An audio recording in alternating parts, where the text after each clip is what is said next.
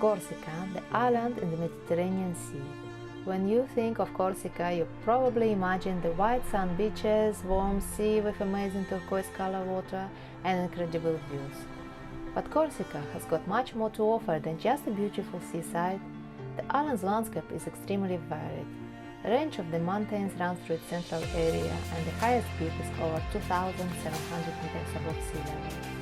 Mountains take up about two-thirds of the island's surface.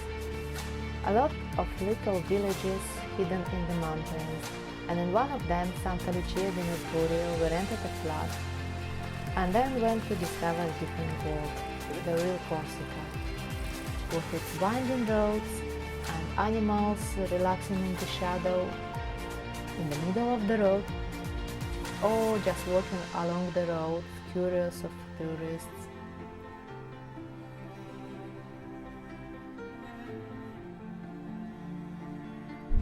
You can have incredible views, jagged mountain tops, glacier lakes, picturesque canyons with waterfalls and rivers, old bridges and villages built on hilltops.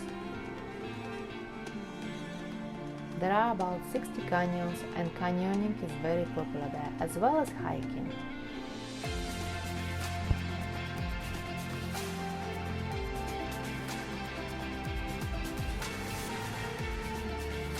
For those of you who prefer museums and towns and such things, you will find something for yourselves as well, as every village and town has got their own museum or few.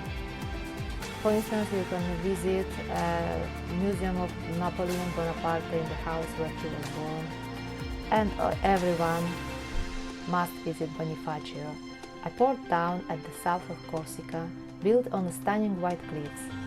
Above the city is a citadel with defensive walls running along the cliffs, narrow streets full of restaurants and shops, stairs of King Aragorn, and of course panoramic views.